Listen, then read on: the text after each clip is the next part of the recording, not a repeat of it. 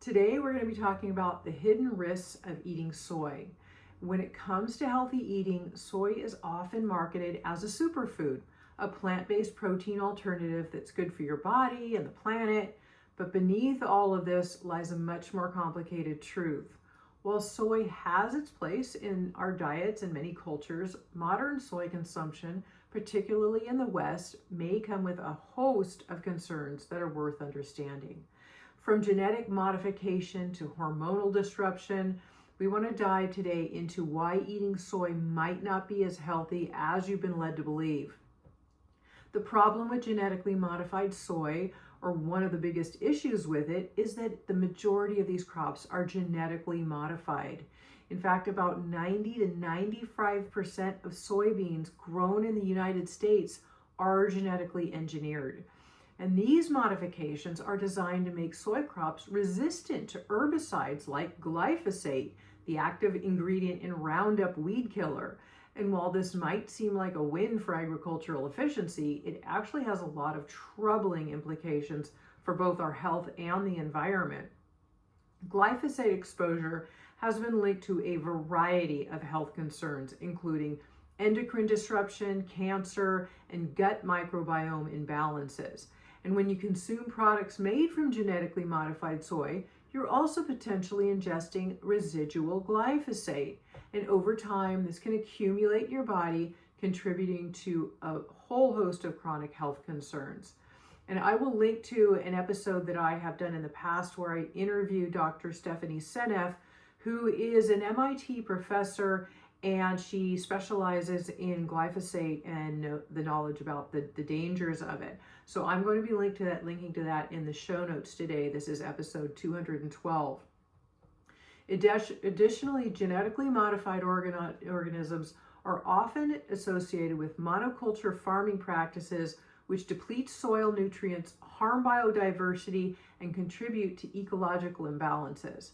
And by consuming genetically modified soy, you're indirectly supporting an agricultural system that may be unsustainable in the long run.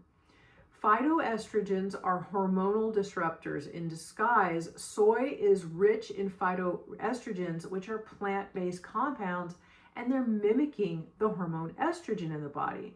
And while maybe small amounts of phytoestrogens have some benefits, like promoting heart health, excessive consumption can disrupt your hormonal balance. Now, it's also important to note here that our environment is loaded with endocrine disruptors today. Our hormones are being thrown out of balance by the air we breathe, the food we're eating, the soil we are getting our food from, the water we're drinking. So there are a lot of things going on. It's important to know that soy itself is an endocrine disruptor, adding to this accumulated problem. This is particularly concerning for individuals with hormone-sensitive conditions such as thyroid disorders, estrogen dominance, or polycystic ovary syndrome. Soy is a food that is associated with blocking the conversion of T4 to T3, which reduces the ability of the thyroid to function. For men, high levels of phytoestrogens from soy can potentially lower testosterone levels, leading to issues like reduced muscle mass, energy levels, and even fertility. For women, it can interfere with menstrual cycles and exacerbate hormone-related conditions as well. The effects of phytoestrogens are particularly concerning for infants and children. Soy-based infant formulas, for example, have been criticized for exposing developing bodies to high levels of these compounds during critical periods of growth. And some research even suggests that this could impact reproductive health later on in that child or even in that infant's life. GMO soy has been linked in studies to anxiety and aggressive behavior, and many people who are vegetarian have allergies to, or who have the allergies to soy. If you're looking for a substitute, know that this is a really poor alternative. And unfortunately, cow's milk is not a good choice either. So things like coconut milk and almond milk are far better alternatives. These tainted crops and contaminated products also have other issues within soy, which is the way it's grown and processed. So in addition to being genetically modified, Soy crops are often exposed to high levels of pesticides and herbicides. And these chemicals don't just wash away. They can remain on the crops and make their way into foods that you are eating. Moreover, many soy-based products are highly processed, stripping away any natural ingredients or nutrients and leaving behind the food that is loaded with additives and preservatives and artificial junk. So you're just left with the junk. And from soy protein isolates in energy bars to soy lecithin in processed snacks, these ingredients are far from whole natural foods that our bodies were designed to thrive on. So make sure that you read your labels. It's easy to see soy lecithin in a lot of things and soy derivatives. I'm also going to be talking about the oils because the bad omega-6 type fats include corn oil, safflower oil, sunflower oil, peanut oil, canola oil, and soybean oil. These oils promote inflammation in the body and suppress the immune system. These are seen in like most restaurants using them for cooking. All these bad fats are used. Do not use them in your home, and make sure when you eat out, you know what your sources are. And I know this can be difficult, so actually eating at home is much safer. So also then soy and the environment. Beyond individual health, soy cultivation has a significant environmental impact. As global demand for soy actually increases, much of it to feed livestock for meat production, vast amount of forests, including the Amazon rainforest, are being cleared to make room for soy plantations. This deforestation not only threatens wildlife, but also contributes to climate change by releasing carbon stored in trees and soil.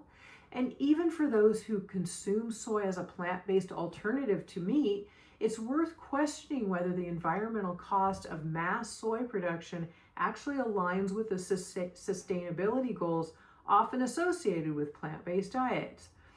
So what are the alternatives? And if you're looking to minimize soy in your diet, which I hope you are, in fact, eliminate it if you can, there are plenty of alternatives that are offering similar nutritional or even better benefits without these downsides. Some options include like other plant-based proteins. Millet, buckwheat, and hemp seeds are excellent sources of protein and nutrients. Fermented soy products. Now, if you do consume soy, opt for fermented varieties like tempeh, natto, or miso. The fermentation process reduces the phytoestrogen content and makes the nutrients more bioavailable. It can also be a little bit more beneficial or easier for people who have soy allergies, because I have not noted yet that soy is a very, very high allergen, and a lot of people just don't even know that they're actually allergic to it. It's because we can have various health and various behavioral symptoms that happen from eating or ingesting it, and people just don't always associate that with a food or environmental allergy. So for those who eat animal products, high quality meats can provide complete protein without the hormonal disruption associated with soy. Always eat grass-fed and pasture-raised meats, line-caught fish, and organic poultry that says no antibiotics or hormones on the packaging as well, which organic should be. Coconut oil and organic cold-pressed extra virgin olive oil are actually healthy oils you can use. Healthy dairy substitutes can include, again, coconut milk, almond milk, and hemp milk. So there are definite alternatives. The conclusion here is to rethink the soy hype. While soy can be a convenient and affordable source of protein, the modern reality of soy farming and production raises valid concerns about the health and environmental impacts from this food. From its genetic modifications to its potential role as a hormonal disruptor, soy is not the miracle food it's often marketed to be.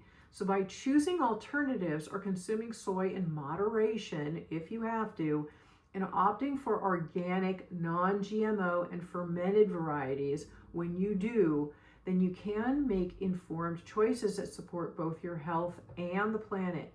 So the next time you're about to reach for that soy latte or tofu stir fry, take a moment to consider the bigger picture. Your body and the environment will be thanking you. This is so important to understand because A lot of us just think what we're eating is healthy. We've heard for years, about soy being such a good thing, or you've gone vegetarian and you're eating it, or you're trying to not eat as much animal fat or whatever it is. But now that you have some of these facts around this, I hope you rethink when you eat next, and always, always read your labels. So that's why hopefully this has been helpful for you. Thank you so much for being here. And if you would take a moment to share this with somebody who could benefit from it, I'd appreciate this. This is podcast number 212, or just sharing this podcast in general with others who could benefit from it. We greatly appreciate it, and so do they. Again, thank you for being here and what you're doing for your child, and I look forward to seeing you next time.